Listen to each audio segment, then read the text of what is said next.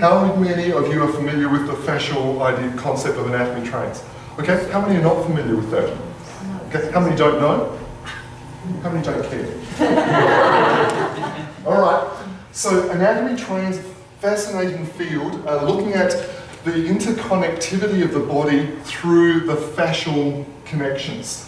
And so some specific anatomical trains have been anatomically demonstrated to, when you affect one area, there being a rippling or chain effect right through. And depending on which train you look at, right from the foot, right through to the cranium. So, when we talk about the foot bone connected to the head bone, there's direct anatomical links. How many of you here would say you have tight hamstrings? Great. 6 of you, I need you to come and have a line up right here, standing side by side. I'm going to fix your hamstrings. Turn around, bend over.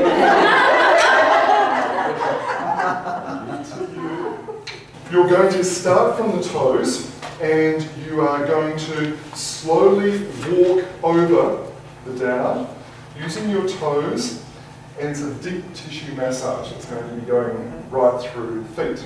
Before you start, can you please stand there and with your knees locked, just lean forward and see how far you are, you're saying you've got tight hamstrings or tight lumbar muscle, just reach down and get a reference point. Okay, so just notice, that's how far you can reach. Great. Standing up again. Whoop, coming. Great. Ready, steady, on your marks. Any minute now? Go. So.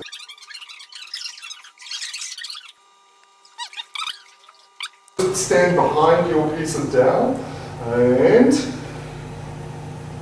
again, now just reach down and see how far you can go. Wow!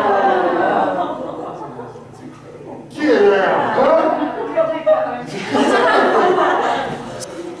What happened there is literally a fascial release that took place through the plantar tissues, but it has a direct effect on all of the related anatomical trains, fascial connections, right through the body.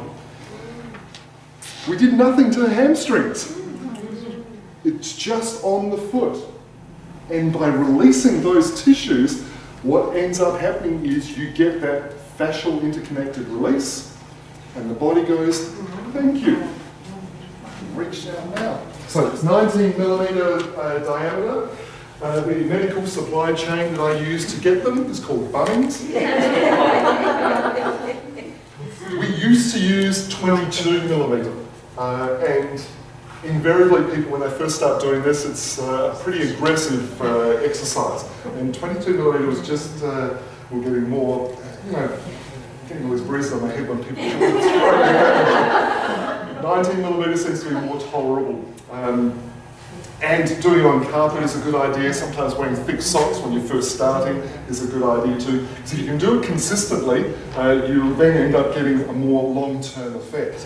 Healthy feet help to a healthy body. So everybody, to be healthy, has got to have healthy feet. And this is just another simple exercise. And interestingly, I said, oh, can I have that one? It's like, great, it's such a simple thing to do.